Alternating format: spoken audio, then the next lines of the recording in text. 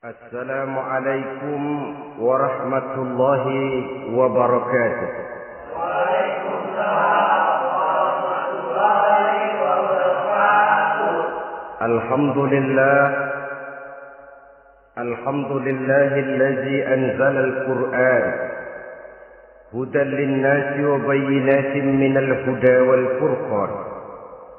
Wassalatu wassalamu ala asyrafil anam wa ala alihi wa ashabihil kiram, amma ba'du. Saudara-saudara kaum muslimin rahimakumullah, setiap penganut agama di dunia ini mempunyai sesuatu kitab yang dianggapnya sebagai kitab suci. Orang Hindu punya kitab Weda,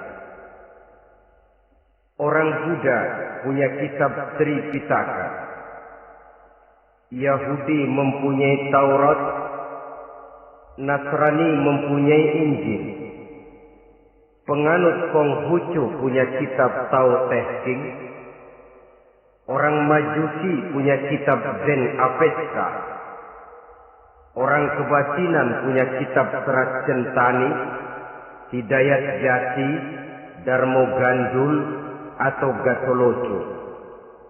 Sementara kita umat Islam oleh Allah diberikan Al-Quranul Karim. Mengapa kita yakini Quran ini sebagai kitab suci? Pertama, ia bebas dari intervensi dan investasi manusiawi. Ia sepenuhnya, baik isi maupun redaksi, adalah produk dari Allah Subhanahu wa ta'ala. Kita yakini Quran kitab suci karena sampai hari ini belum ada seorang pun yang sanggup membuat seperti itu. Suatu kitab hanya dinamakan suci kalau dia bersih dari investasi dan intervensi manusia. Al-Quran ini sejak turunnya 14 abad yang lalu telah menantang. Wa in kuntum fi raibin mimma nazzalna ala abdina fa'tu bi suratin min misli. Apabila kamu ragu-ragu terhadap kebenaran Quran yang kami turunkan kepada hamba kami Muhammad, atau kamu menyangka Quran itu cuma bikinan Muhammad saja, cobalah kamu buat satu surah saja semacam Al-Quran. Apabila kamu tidak mampu melakukannya seorang diri, wada'u syuhada'akum, ajak seluruh teman-temanmu.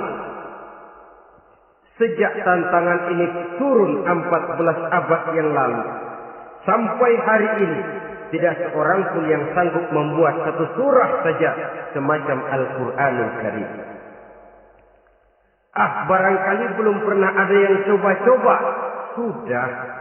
Di antaranya apa yang dilakukan oleh Musailamah Al-Kadzdzab. Dia mencoba membuat satu surah semacam Al-Quran yang kalimatnya sudah berbentuk bait-bait syair, tapi isinya jauh panggang daripada api.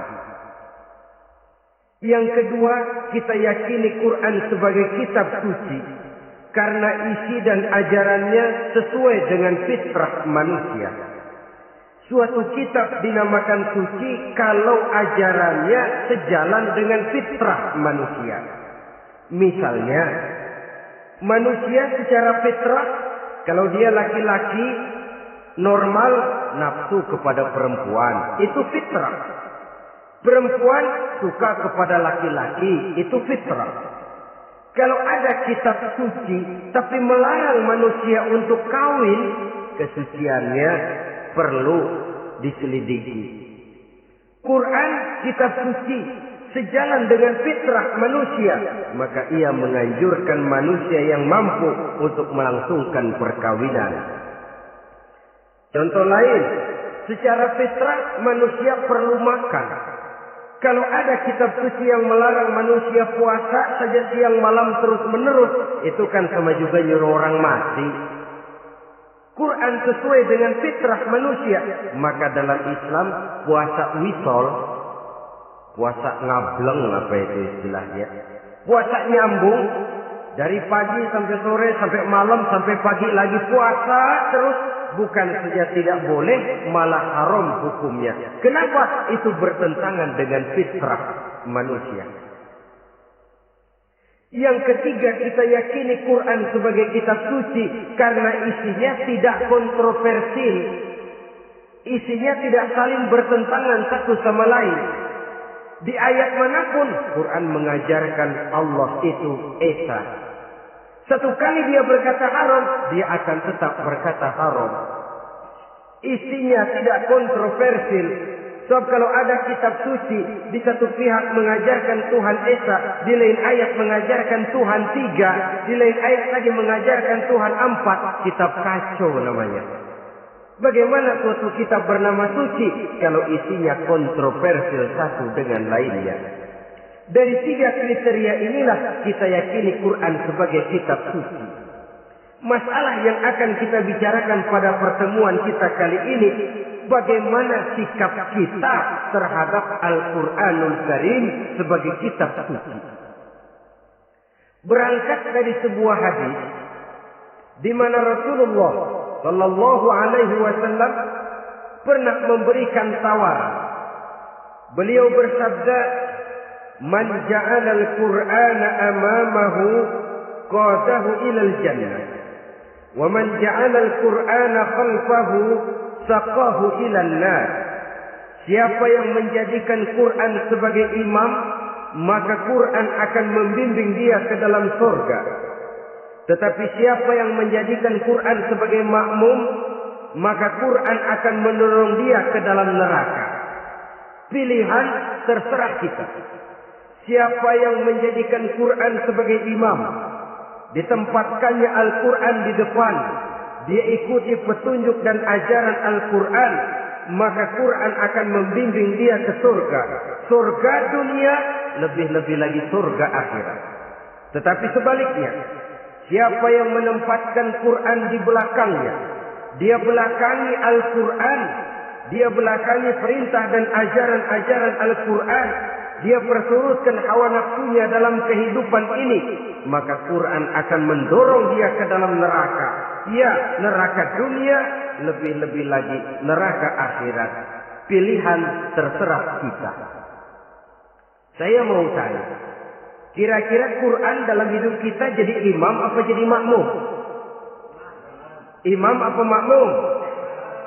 Kalau Quran jadi imam, artinya kita umat Islam jadi makmum. Resiko dan logika tentu. Makmum harus mengikuti imam. Imam takbir, makmum takbir. Imam ruku, makmum ruku. Imam sujud, makmum sujud. Imam tahiyat, makmum tahiyat. Itu namanya Quran jadi imam, kita jadi makmum. Artinya dalam terjemahannya pada kehidupan, kalau merah kata Quran, merah kita kata. Hijau kata Quran, hijau kita bilang. Ke barat kata Quran, ke barat kita pergi. Ke timur kata Quran, ke timur kita berangkat. Halal kata Quran, halal kata kita. Haram kata Quran, haram kita bilang. Itu Quran imam, kita makmum. Nyatanya kadang-kadang kontras. Nyatanya kadang-kadang paradok. Merah kata Quran, hijau dong kata kita. Halal kata Quran, remeng-remeng kata kita. Ke barat kata Quran, ke timur kita pergi. Dalam praktek kita mau jadi makmum, Quran kita suruh jadi imam. Kita sesuaikan Quran dengan selera kita. Mana-mana ayat yang menguntungkan, mana ayat yang sesuai dengan mau kita, itu yang kita baca kuat-kuat. Itu yang kita canangkan ke tengah masyarakat ramai. Tapi manakala Quran itu bertentangan dengan nafsu kita, bertentangan dengan gaya dan kepribadian kita, kita umpetin itu Quran. Kalau kita cuma umpetin lumayan, kadang-kadang kita tuduh Quran ketinggalan zaman. Kita anggap Quran tidak relevan lagi dengan situasi dan kondisi. Kalau sudah begitu, sudah menyeberang terlalu jauh namanya. Saudara-saudara kaum muslimin rahimakumullah. Inilah makna hadis Nabi yang diriwayatkan dari Imam Ali bin Abi Thalib, bersabda Rasul, "Man qara'al Qur'an fastazharahu fa ahalla halalahu wa harrama haramahu adkhalahul jannah." Barang siapa yang membaca Al-Quran lalu memperhatikannya, kemudian menghalalkan yang halal dan mengharamkan yang haram, maka Allah akan memasukkan orang itu ke dalam surga, ya surga dunia, ya surga akhirat. Apabila kita renungi hadis ini, maka untuk beriman kepada Al-Quran ada 3 jalan utama yang harus kita laksanakan. Pertama, dari kalimat man qara'al Qur'an, barang siapa yang membaca Al-Quran. Ini artinya siapa yang ingin menjadikan Quran sebagai imam di dalam kehidupan, jalan pertama yang harus ditempuhnya menanamkan kegemaran membaca Al-Quranul Karim. Al-Quran gharibun fima baina qaumin la yaqra'una. Quran akan jadi asing, Quran akan jadi aneh kalau terletak di tengah rumah orang Islam yang tidak suka membaca Al-Quranul Karim. Jadi langkah pertama, tanamkan kegemaran membaca Al-Quran. Saya tidak menyalahkan kalau remaja kita gandrung kepada Stevie Wonder. Baik kalau mereka senang kepada suara emasnya Michael Jackson atau suaranya Madonna. Tapi kalau sampai harus mengalahkan kecintaan mereka kepada membaca Al-Quran, ini ironi. Sebagai orang tua, kalau anak-anak kita buta huruf Latin, katanya menghambat pembangunan.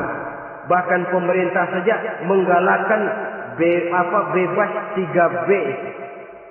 Buta aksara diantaranya, supaya rakyat bisa membaca huruf Latin. Kalau anak-anak kita buta huruf Latin, katanya menghambat pembangunan. Bagaimana kalau anak-anak kita buta huruf Quran? Jelas saja menghambat proses kesadaran dan kebangkitan dari dunia Islam itu sendiri. Satu contoh ringan. Dulu sebelum pembangunan merata, listrik belum lagi masuk desa, kampung gelap, rumah pakai lampu minyak. Kalau kita masuk kampung, terasa banyak orang Islam. Kenapa? Di rumah sebelah sana kita dengar anak muda sedang latihan baca rawi. Sebelah sini ibu-ibu sedang selawatan. Di rumah sana remaja sedang baca Quran. Pembangunan maju, listrik masuk desa. Alhamdulillah. Tapi apa yang kemudian terjadi? Proses pergeseran nilai. Setelah listrik masuk desa, radio main kenceng-kencengan. Televisi main gede-gedean. Baca Quran sudah barang aneh, langka.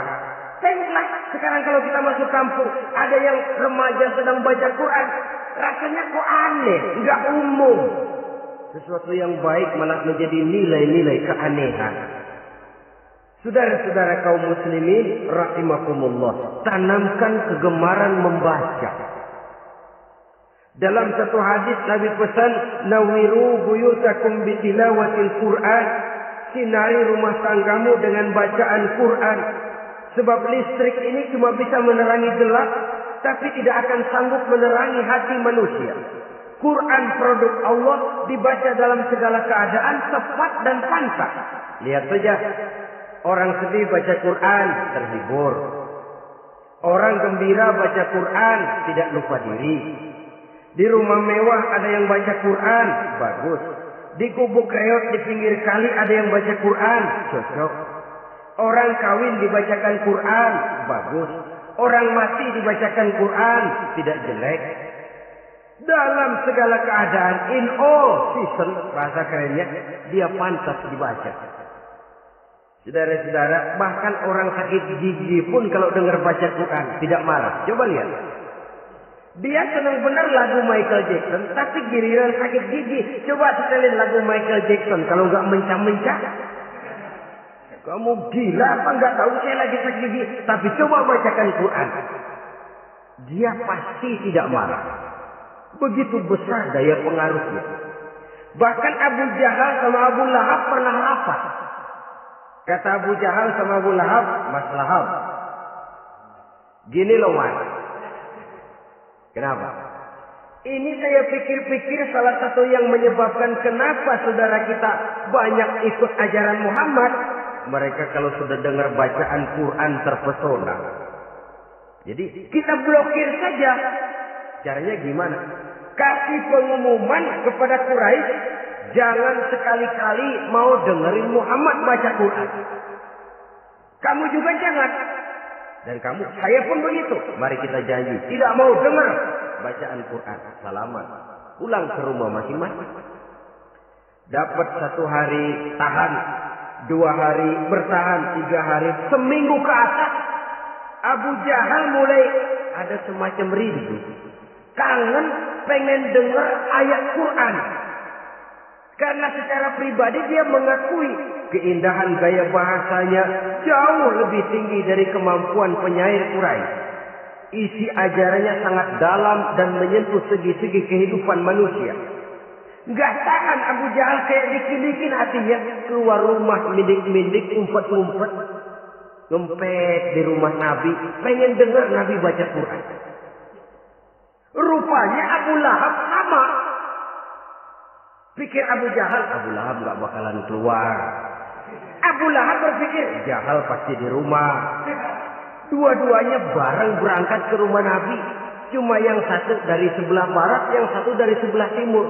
Ngempet, ketemu di sudut, sama-sama kaget. Jahal, loh kamu Lahab? Iya, kamu ngapain? Lah kamu ngapain? Akhirnya sama-sama malu. Sama-sama tidak bisa menahan diri. Akhirnya sama-sama ngakui. Bagaimanapun kita harus akui bahwa Al-Quran ini mengandung gaya pesona yang sangat luar biasa. Itu dari segi bacaan. Belum lagi dari segi ajaran. Belum lagi dari segi isi. Tanamkan kegemaran membaca Al-Quran. Sampai-sampai Nabi katakan, Innal ladzi laisa fi jawfihi syai'un minal Quran kal baitil kharib. Orang yang dari tenggorokannya belum pernah keluar ayat Quran barang sepotong pun, belum pernah ngaji barang seayat pun, itu orang kata Nabi kal baitil kharib, kayak rumah kosong. Rumah kan kalau kosong biar bagus, mewah, besar, perabotannya lengkap. Kalau kosong angker. Setan kuntilanak memedi betah benar di situ. Saudara-saudara kaum muslimin rahimakumullah. Dalam satu percontohan Nabi mengatakan begini. Masalul mu'minil ladzi yaqra'ul Qur'an kamasalil utrujah. Rihuha thayyibun wa ta'muha murr wa ta'muha thayyibun. Orang mukmin yang suka membaca Quran adalah ibarat buah utrujah. Baunya wangi, rasanya lezat. Kira-kira kalau di negeri kita buah apa utrujah itu? Semacam jeruk yang manis lah. Sudah baunya wangi, rasanya enak. Itu buah. Orang mukmin yang suka baca Quran kayak buah itu. Baunya wangi, rasanya enak. Artinya syiarnya hidup, isinya memang orang mukmin. Sebaliknya, wa masalul mu'minil ladzi la yaqra'ul Qur'an kamasalit tamrah la riha laha wa ta'muha hurun. Orang mukmin yang tidak suka baca Quran kayak korma. Rasanya emang manis, cuman kagak ada baunya. Artinya apa? Syiarnya kurang. Kalau orang belum terkenal kan kagak mau makan korma. Kenapa? Enggak ada baunya. Daya tariknya kurang, walaupun rasanya enak. Kalau daya tariknya enggak ada, kan enggak ada iklannya, tidak ada syiarnya. Itu orang mukmin yang tidak suka membaca Quran. Ibarat buah, enggak ada baunya, walaupun rasanya enak. Orang kurang tergerak, kurang syiar, kurang daya tarik. Sebaliknya, wa masalul munafiq allazi yaqra'ul Qur'an kamasalir raihanah. Rihuha thayyibun wa ta'muha murr. Orang munafik yang suka baca Quran seperti buah raihanah. Apa itu? Baunya wangi, rasanya pahit. Orang munafik baca Quran kayak buah itu. Baunya sih enak, cuman rasanya pahit. Ya munafik baca Quran. Syiarnya sih lumayan, daya tariknya hebat, isinya munafik. Nah, paling jelek orang munafik yang enggak suka baca Quran. Wa masalul munafiqil ladzi la yaqra'ul Qur'an kamatsalil hanzalah laisa laha rihun wa ta'muha murrun. Orang munafik yang tidak suka baca Quran seperti buah hanzalah, sudah enggak ada baunya, rasanya pahit lagi. Kalau buah pacek kali. Udah baunya kagak ada, kalau dimakan bikin orang celeng. Saudara-saudara kaum muslimin rahimakumullah, tanamkan kegemaran membaca Al-Qur'an, karena membaca Al-Qur'an merupakan ibadah yang besar. Bahkan kata Nabi, afdalu ibadati abdi qiraatul Qur'an. Nilai ibadah yang paling baik dari hambaku adalah ibadah membaca Al-Qur'an. Dalam sholat pahalanya lebih besar daripada di luar sholat. Dengan wudu pahalanya lebih besar daripada tanpa wudu. Mengerti pahalanya lebih besar daripada tidak mengerti. Tapi tidak mengerti pun jangankan membaca, mendengar saja orang baca Quran dengan baik sudah didoakan untuk mendapat rahmat. Berpahala mendengar bacaan Al-Quran walaupun tidak mengerti. Apalagi membaca sendiri, apalagi mengerti apa yang kita baca, tentu pahala itu akan jauh lebih besar. Ini yang pertama, tanamkan kegemaran membaca Al-Qur'anul Karim. Yang kedua, dalam hadis tadi, fastazharuhu, man qara'al Qur'ana fastazharuhu. Siapa yang membaca Al-Quran kemudian memperhatikannya. Jadi kalau kita mau berimam kepada Al-Quran, setelah menanamkan kegemaran membaca, yang kedua, perhatikan. Pahami isinya. Jangan seperti monyet pakai mahkota, ketawa girang, cengengesan, tapi dia tidak tahu arti kebesaran mahkota yang disandangnya. Bangga dengan Al-Quran, tapi apa kandungannya kita tidak mengerti. Untuk memahami Al-Quran ini, caranya bagaimana? Tentu mudah saja. Seperti contoh, kalau kita ingin mengerti caranya bikin tahu, jangan bertanya kepada montir mobil. Montir mobil ahli betul urusan mesin. Tapi kalau urusan tahu, tanya dong tukang tahu.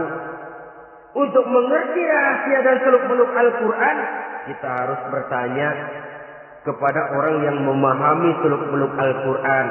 Para ulama, para kiai, para ustadz. Yang kita tahu kualitas keilmuannya, kita yakini loyalitas dan integritasnya kepada Islam ini. Kenapa? Ayat-ayat Quran itu elastis. Dia dibawa kemana saja mau. Ditafsirkan menurut kemauan orang bisa. Paling celaka kalau yang belajar tidak punya dasar, yang mengajar punya maksud lain. Sesat dan menyesatkan.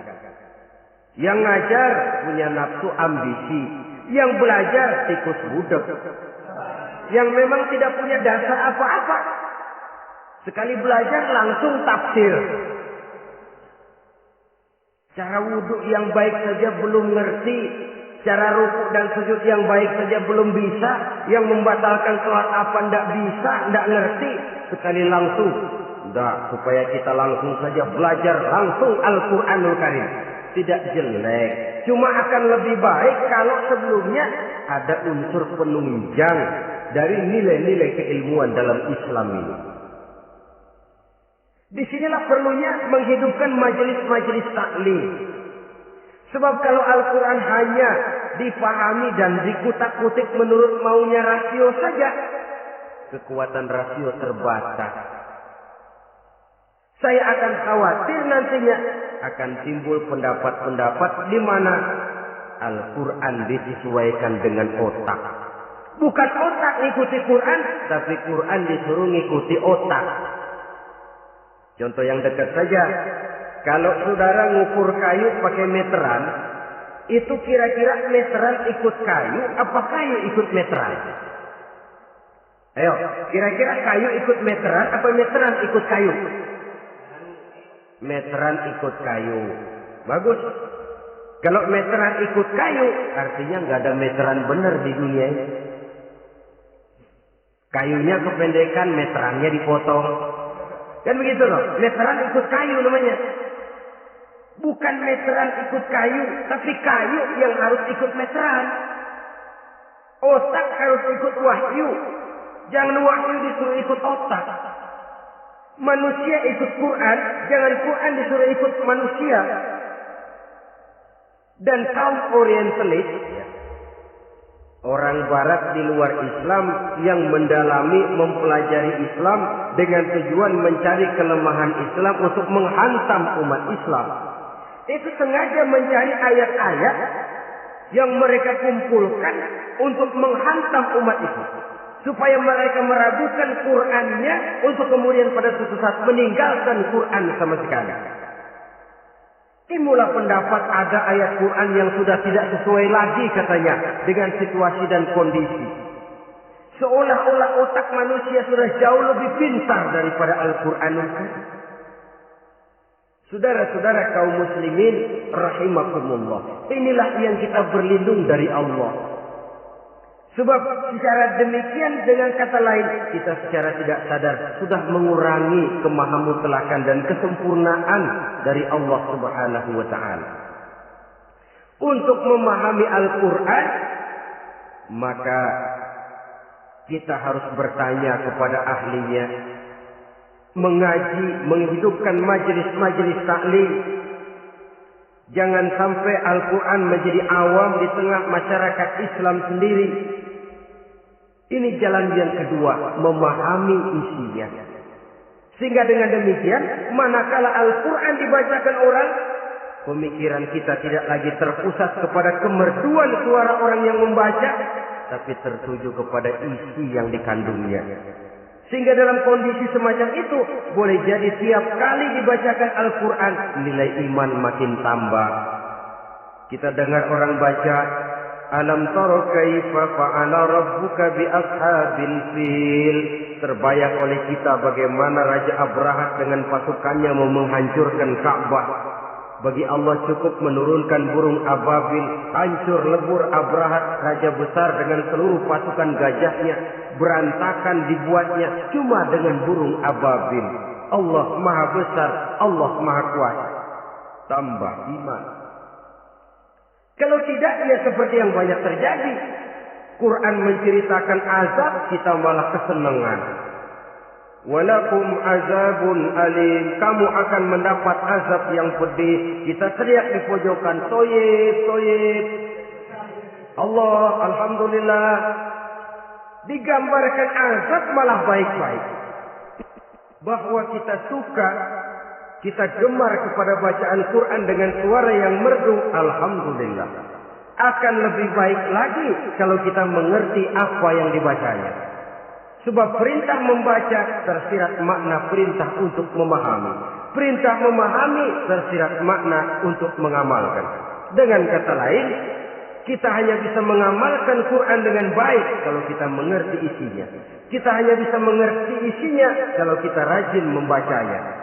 Baik membaca yang tersirat, baik membaca yang tersurat dengan petunjuk para alim ulama, para kiai, dan orang-orang yang ahli di bidang itu. Saudara-saudara kaum muslimin rahimakumullah, inilah jalan kedua. Upayakan memahami isinya.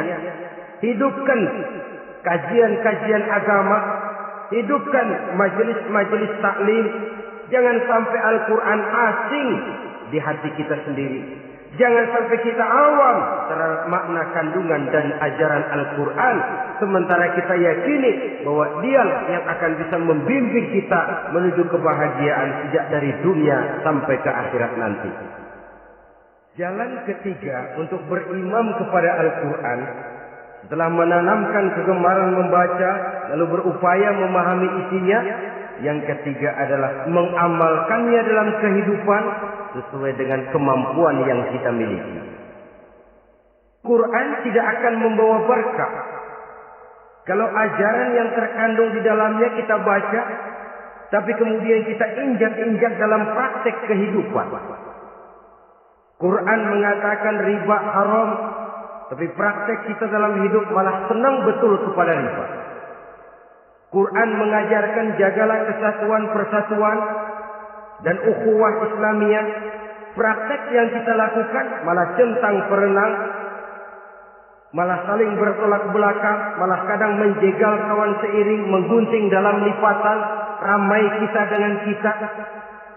Lalu kelemahan pun menjadi kenyataan di mana-mana. Quran sekali lagi tidak akan membawa berkah kalau yang kita baca kita injak-injak. Tentang pengamalan Al-Quran ini, Allah Subhanahu wa taala mengklasifikasi manusia dalam firman-Nya. Tsumma awrasna al-kitaba allazina istafaina min ibadina. Kemudian kami wariskan Al-Quran ini kepada hamba-hamba kami yang kami pilih. Ya Allah, coba saja kita lihat ayat ini. Quran kitab pilihan diberikan kepada umat pilihan, yaitu kita-kita ini. Lalu bagaimana umat pilihan ini setelah menerima Al-Quran? Terbagi dalam 3 kelompok besar. Pertama kata Allah, faminhum zalimun li nafsihi. Di antara mereka ada yang setelah menerima Al-Quran kemudian zalim kepada dirinya sendiri.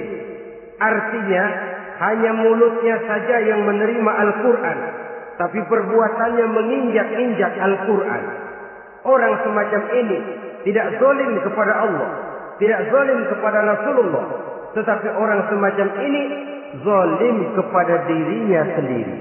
Dia terima Quran dengan mulutnya, tapi dia injak-injak Quran dengan perbuatannya. Na'udzubillah summa na'udzubillah. Kelompok yang kedua, faminhum muqtasid. Di antara mereka ada yang setelah menerima Al-Quran lalu muqtasid. Muqtasid ini 50-50. Ngambil jalan tengah. Ajaran Quran dipakai, ajaran setan dikerjain. Artinya juga perintah Quran oke, larangan Quran ho. Saudara-saudara, malaikat bingung bagaimana monternya nih anak ini. Perintah Quran dikerjain, larangan Quran juga dikerjain. Ini muqtasid. Nah, yang ideal adalah golongan yang ketiga kata Allah, wa minhum sabiqun bil khairati biiznillah. Di antara mereka ada lagi yang setelah menerima Al-Quran lalu berlomba-lomba melaksanakannya, berlomba-lomba mengamalkan kebaikan, dan itu hanya bisa terjadi biiznillah, dengan izin dari Allah. Hidayah, saudara-saudara. Berapa banyak orang yang mengerti Quran tapi hidupnya jauh dari cahaya Quran. Berapa banyak orang yang ahli Quran tapi cahaya Quran tidak menerangi kehidupannya. Berapa banyak orang yang ahli hukum tapi bikin bingung masyarakat dengan fatwanya. Saudara-saudara kaum muslimin, kenapa bisa terjadi? Itu tidak ada hidayah, tidak biiznillah, tidak ada izin dari Allah. Maka bisa membaca Quran, alhamdulillah. Bisa memahaminya, kita bersyukur kehadirat Allah. Lebih penting dari itu, kita mohon hidayah agar bisa mengamalkannya sesuai dengan kemampuan kita. Saudara-saudara kaum muslimin rahimakumullah. Mana yang lebih banyak di zaman kita sekarang ini? Kita bisa analisa. Ada yang menerima Quran hanya dengan mulutnya saja. Kalau ditanya, Tuhanmu siapa? Allah. Kiblatmu mana? Ka'bah. Saudaramu siapa? Umat Islam. Kitab sucimu apa? Quran. Kamu bisa baca? Enggak. Ya, kalau cuma enggak bisa baca, barangkali kadang-kadang Quran saja pun tidak punya. Ini yang ironi, ini yang menyedihkan. Saudara-saudara kaum muslimin rahimakumullah. Tanpa melaksanakan konsepsi Al-Quran di dalam kehidupan, maka kesenangan kita membacanya, pengertian kita tentang Al-Quran barangkali tidak akan bisa berbuat terlalu banyak di dalam kehidupan. Maka sekarang ini sudah ada terjemahan Quran dalam bahasa Indonesia, dalam bahasa daerah, dalam bahasa Inggris, Belanda, bahkan Jerman, yang masih harus terus dan selalu ditingkatkan terjemahan Quran di dalam kehidupan. Dengan kata lain, kita umat Islam menunggal dengan Quran kita. Jangan cuma jadi kebanggaan Islam tinggi, tidak ada yang lebih tinggi dari Islam. Quran kitab suci, tidak ada yang bisa menandinginya. Qurannya, tapi umatnya, kadang-kadang kita ini jauh panggang daripada api.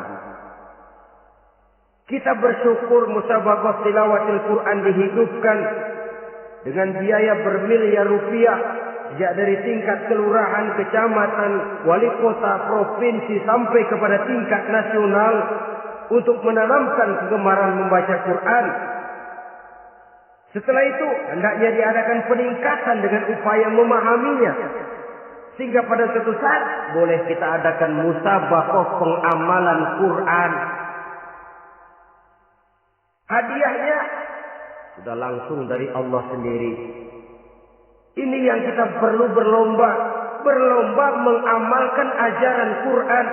Sabiqun bil khairat, berlomba mengamalkan ajaran-ajaran Al-Quranul Karim.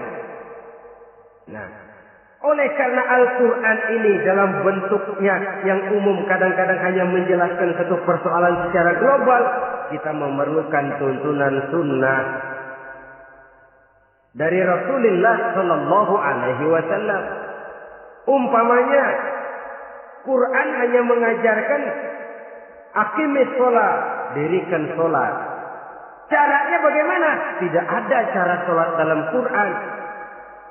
Dari mana kita tahu cara sholat? Dari sunnah.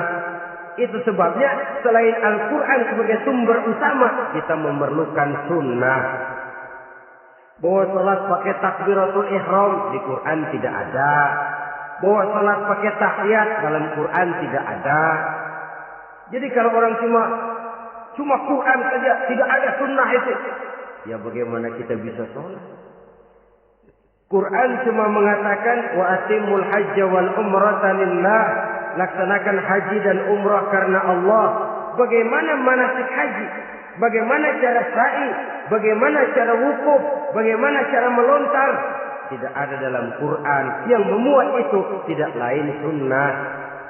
Untuk memahami Quran dan sunnah ini, kita memerlukan orang yang menguasai Quran dan sunnah. Oleh karena itu, kita perlu petunjuk kepada para ulama. Itu sebabnya Quran sendiri mengatakan, wa in tanaza'tum fi syai'in farudduhu ila Allahi wa rasulih. Apabila kamu berbeda pendapat tentang suatu persoalan, kembalikan kepada Allah dan Rasulnya. Kembalikan kepada Allah artinya kembalikan kepada Quran. Kembalikan kepada Rasul maksudnya kembalikan kepada sunnah. Siapa yang mengerti Quran dan sunnah? Para ulama yang kualitas ilmunya kita yakini, loyalitas dan kredibilitas serta integritas keislamannya bisa menjadi panutan. Saudara-saudara kaum muslimin rahimakumullah. Dengan demikian, kalau orang berkata langsung saja memahami Quran, sekarang ini sudah banyak terjemahannya, tidak usah lewat ulama-ulamaan. Saya tidak mencela, cuma agak mengkhawatirkan.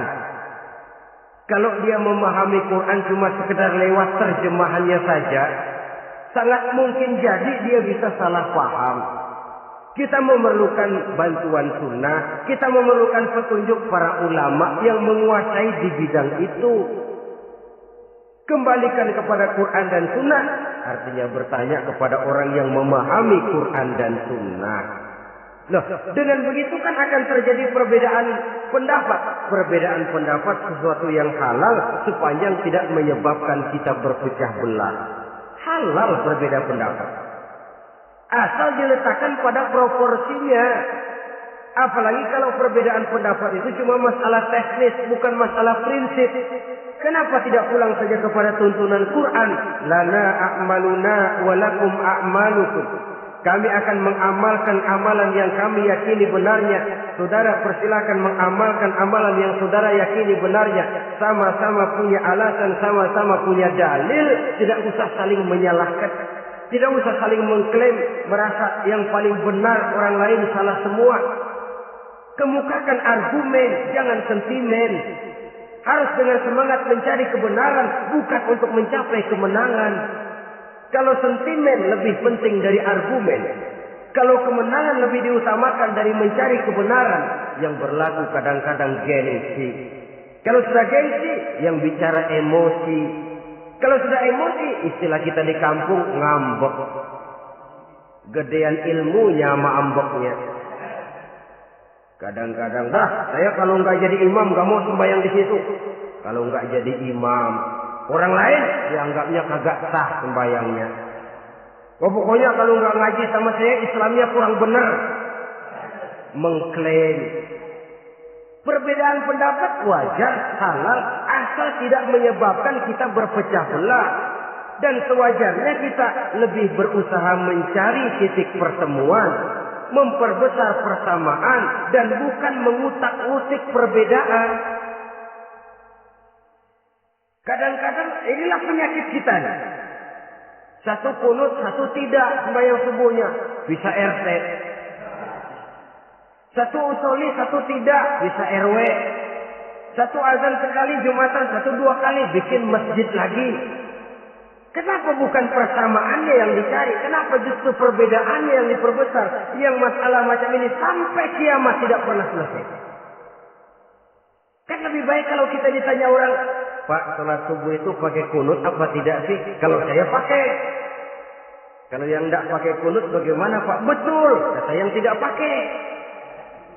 Jadi yang pakai kunut betul, betul karena saya pakai kunut. Yang tidak juga betul, betul kata yang tidak pakai.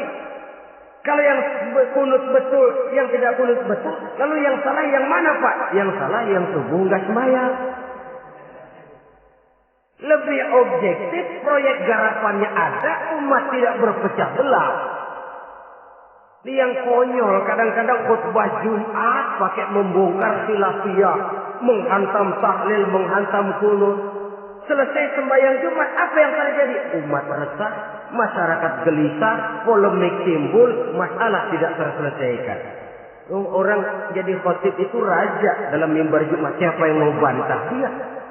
Kalau memang mau buka itu persoalan khilafiyah, buka dalam forum khusus. Adakan pengajian, jelaskan masalahnya secara luas, mendasar. Jangan mengklaim dan memponis. Berikan kebebasan kepada umat untuk menilai masalahnya selesai. Yang tidak puas bisa bertanya. Saudara-saudara, sudah lewat masanya kita meributkan soal itu. Sudah datang waktunya di mana kita lebih mementingkan dan membicarakan masalah-masalah yang lebih mendesak dihadapi oleh umat. Kemiskinan misalnya, kebodohan misalnya, keterbelakangan umpamanya, peluang untuk mendapatkan pendidikan yang layak bagi anak-anak kita yang berotak cerdas tapi tidak punya kemampuan ekonomi umpamanya. Itu akan lebih objektif ketimbang kita membicarakan masalah-masalah yang sampai kiamat tidak akan pernah selesai. Yang hanya akan menyebabkan kita menjadi lemah, persatuan koyak, solidaritas sosial lalu menurun, saling curiga menjadi tumbuh karenanya, dan pada akhirnya kita tidak akan pernah bisa berbuat banyak. Untung kalau tidak menjadi tertawaan bagi orang yang berdiri di luar pagar. Saudara-saudara kaum muslimin rahimakumullah. Sekali lagi, Al-Quran tidak akan membawa berkah kalau yang kita baca kita injak-injak. Oleh karenanya, untuk berimam kepada Quran ini, sekali lagi pertama, tanamkan kegemaran membaca. Yang kedua, upayakan memahami isinya melalui bimbingan orang yang ahli bidang itu. Yang ketiga, amalkan sesuai dengan kemampuan. Sebab itu ada prinsip, kalau isi suatu hadis nampaknya bertentangan dengan otak, kesohihan hadis itu boleh diperiksa. Tapi kalau ayat Quran nampaknya bertentangan dengan otak, otaknya yang harus diperiksa. Jangan Qur'annya lalu disesuaikan dengan otak. Sebab kalau kita sudah berani berteori, ada ayat Quran yang tidak sesuai dengan keadaan. Ayat yang mana? Yang ini. Tahun depan tambah lagi. Tahun depan tambah lagi. Makin lama makin habis Al-Quran itu. Yang perlu diperbarui cara kita memahami Quran. Bukan dengan mengemukakan teori ayat Quran kehilangan relevansi. Cara kita memahami barangkali yang kurang relevan. Dalam situasi, dalam konteksnya dengan situasi dan kondisi. Jangan lupa, Al-Quran ini kan untuk semua umur. Dia bisa dipahami secara filosofis, dia bisa dipahami dengan kacamata orang awam. Tingkat kemampuan berpikir orang tidak semuanya sama. Kalau semua orang kita mau ajak berfilsafat, merenung dalam-dalam, menerawang tinggi-tinggi, ialah buat mereka yang terjangkau oleh perguruan tinggi. Tapi buat saudara-saudara kita, pedagang-pedagang kecil, petani di desa-desa terpencil, remaja-remaja yang jauh dari sentuhan teknologi canggih, sanggupkah mereka berpikir filosofis? Sementara mereka merupakan bagian terbesar dari kondisi umat ini. Saudara-saudara kaum muslimin, oleh karenanya ditentang membaca, memahami dan mengamalkan, Rasulullah Sallallahu Alaihi Wasallam pernah memberikan sugesti. Beliau bersabda, "In aradtum aisas su'ada, apabila kamu menginginkan kehidupan yang bahagia, hidup seperti hidupnya orang-orang yang bahagia, dan tentu ini keinginan kita semua, wa mautas syuhada, dan menginginkan mati sebagai matinya para syuhada, para pahlawan pembela agama, orang yang mati syahid." Wah, ini sudah tidak duanya ini. Hidup mulia, mati syahid. Dapat dua-duanya. Wan najata yaumal hasri, dan ingin mendapat keselamatan pada hari hasyr, hari pengumpulan manusia di padang mahsyar. Wa zilla yaumal harri, dan mendapat perlindungan dari Allah pada hari yang sangat panas. Wal huda minadh dhalalah, dan mendapat petunjuk dari kesesatan. Nah, ini keinginan semua orang. Kan yang kita cari apa sih? Hidup bahagia. Biar tidak kaya asal bahagia, sudah enak. Lalu apa lagi? Matinya sebagai syahid. Kemudian di hari pengumpulan nanti mendapat keselamatan. Lalu pada saat orang lain kepanasan kita mendapat perlindungan. Kemudian orang lain kebingungan kita mendapat petunjuk. Kalau ini yang diinginkan kata Nabi, resepnya fa'adimu qira'atal Qur'an, maka lazimkan, biasakan olehmu membaca Quran. Tidak ada terlambat. Idealnya memang dari kecil, sebab lidah kalau sudah kaku berat. Disuruh baca innallaha laghaniyun hamid, lidahnya berat. Innallaha lampuniyun hamid, lampuniyun. Laghaniyun jadi lampuniyun. Lidah itu kalau sudah berat ya memang berat. Disuruh baca ya bani Israel, lidahnya berat. Ya bini Israel. Jadi ya bini Israel. Saudara-saudara, idealnya memang dibiasakan dari kecil supaya lidah itu ringan. Kalau tidak ada istilah terlambat. Saya malu Pak, belajar alif-alifan udah gede. Ya jangan alif-alifan, alif beneran. Alif-alifan kapan bisa ya? Alif beneran yang dipelajari. Tidak ada istilah terlambat, tidak ada istilah malu untuk belajar Al-Quran ini. Saudara-saudara kaum muslimin rahimakumullah, ini sugesti untuk menanamkan kegemaran membaca. Lalu sugesti untuk memahaminya, tentu banyak ayat, banyak hadis. Mengapa tidak di antara kamu sekelompok orang yang berangkat untuk memperdalam, memahami agama? Falaula nafara min kulli firqatin minhum ta'ifatun liyatafaqahu fid din. Di tengah kelompok orang yang berangkat belajar teknologi canggih, di tengah grup orang yang mendalami ekonomi, di tengah kelompok orang yang membidangi hukum, di tengah kelompok orang yang sibuk meneliti ilmu-ilmu kedokteran, mengapa tidak ada kelompok orang yang secara takhasus liyatafaqahu fid din, mendalami agama, mendalami Quran ini harus ada.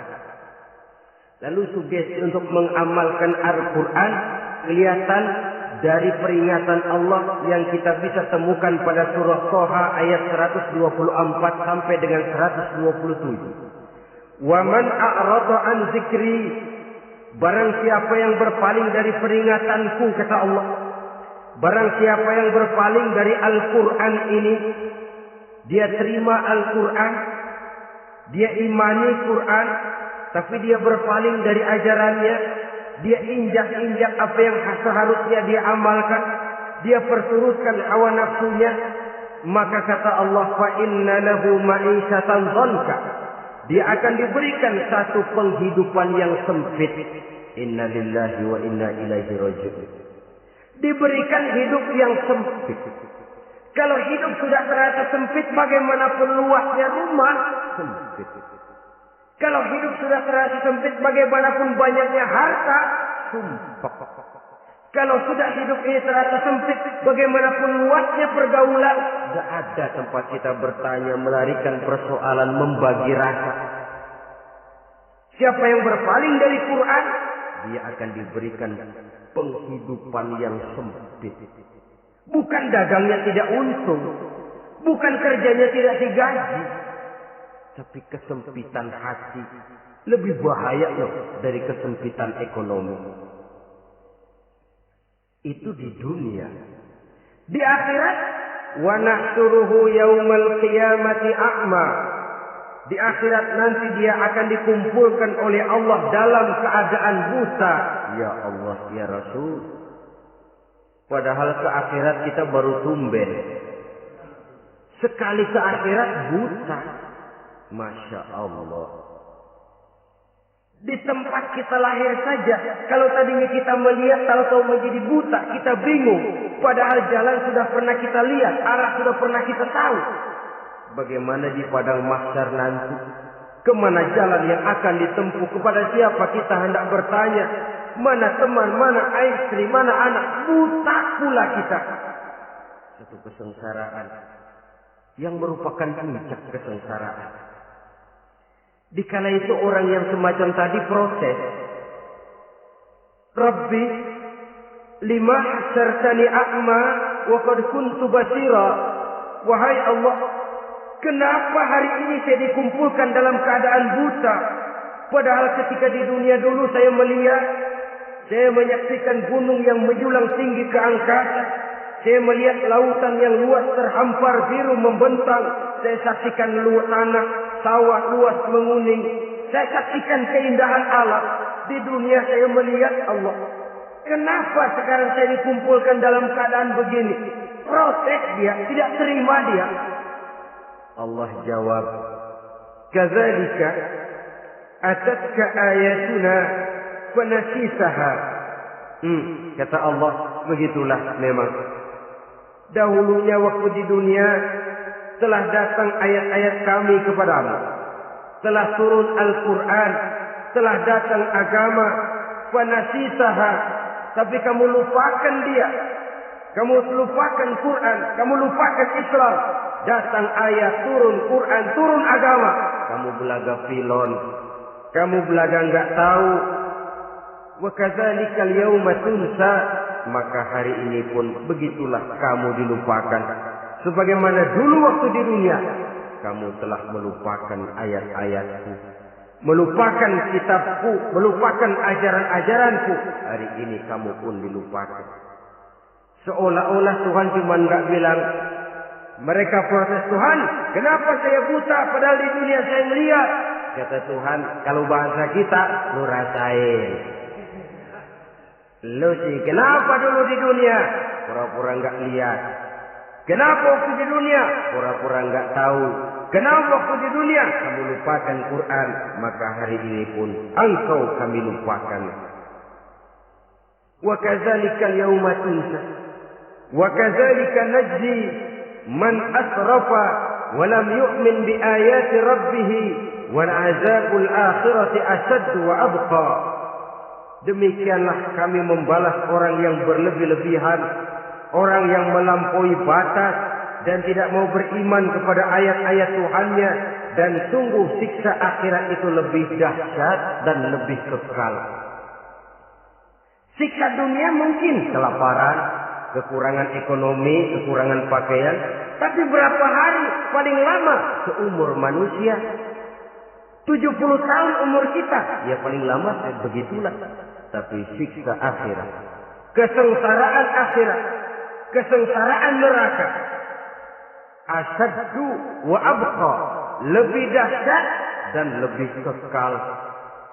Di zaman sekarang orang bukan cuma berbuat potong kompas, berpikir pun potong kompas, berpikir pun ngambil jalan pintas. Dia lebih memilih kesenangan yang sedikit dengan mengorbankan kesenangan yang abadi. Dia mengejar surga yang sebentar dengan menghancurkan surga yang kekal. Dicarinya surga dunia, hidup cukup, rumah bagus, makan bagus, pakaian bagus, istri bagus, dengan menghalalkan segala macam cara, berpaling daripada kehidupan agama, lalu menginjak-injak Al-Quranul Karim. Kita berlindung kepada Allah, jangan sampai dimasukkan dalam kelompok yang di akhirat nanti dibangkitkan dalam keadaan buta. Na'udzubillah summa na'udzubillah. Di sini kita terkesan dengan apa yang dikatakan Sayyid Muhammad Abduh, al-Islam mahjubun bil muslimin. Kebesaran Islam kadang-kadang tertutup oleh tingkah laku umat Islam sendiri.